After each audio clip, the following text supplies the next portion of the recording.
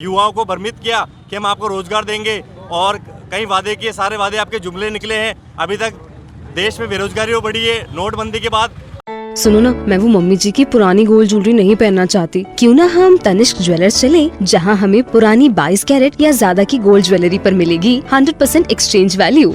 Visit Tanishq jewellers at India motor circle, Ajmer. TNC applied. आज हम नरेंद्र मोदी जी के जन्मदिन के अवसर पर राष्ट्रीय बेरोजगार दिवस मना रहे हैं, क्योंकि जिस प्रकार देश में बेरोजगारी का जो आलम है उससे सब बेरोजगार त्रस्त हो रखे हैं।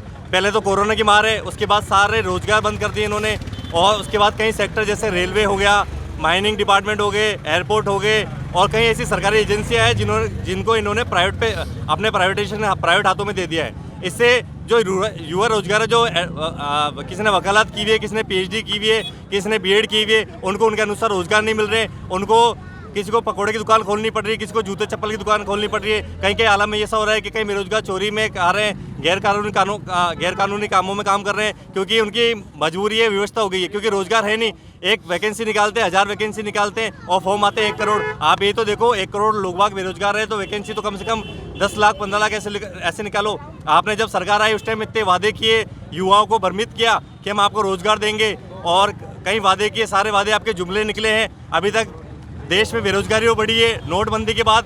आपने देश की अर्थव्यवस्था और बिगाड़ दी है। उसके बाद कोरोना काल में आपने कोई अच्छा काम नहीं किया है, और इस वजह से सब और थे जो रोजगार वो भी छिन गए लोगों के। हमारी यही मांग है कि आप अपने पद से इस्तीफा दें, नहीं तो बेरोजगारों के ऊपर कोई सूद लें और उनको रोजगार दें, रोजगार के नए नए साधन दें। आपने स्किल डेवलपमेंट प्रोग्राम चालू किया है, लेकिन स्किल डेवलपमेंट प्रोग्राम से कितने लोगों को रोजगार मिला है उसका आंकड़ा बताएं एक बार देश को, जब पता चलेगा कि आपने कितनों को रोजगार दिया। आपका स्किल और किस जगह किया? आज हमने राजकीय महाविद्यालय अजमेर में, यहाँ पर सभी छात्र, हमारे NUC के सभी छात्र, हमारे से भाइयों ने, और मोस्टली सब बेरोजगार हैं यहाँ पर, हम सब बेरोजगारों ने मिलके यहाँ पर हमने भीख मांगी है कि भाई हमारे आलम ऐसा हो गया कि भीख मांगने को मजबूर है। साथ में चाय बेच रहे हैं हम आज यहाँ पर, और जूते चप्पल बेच रहे हैं। हमने ठेला लगा के जूते चप्पल भी बेचे हैं यहाँ पर। भगवान सिंह चौहान, NUC जिला अध्यक्ष अजमेर।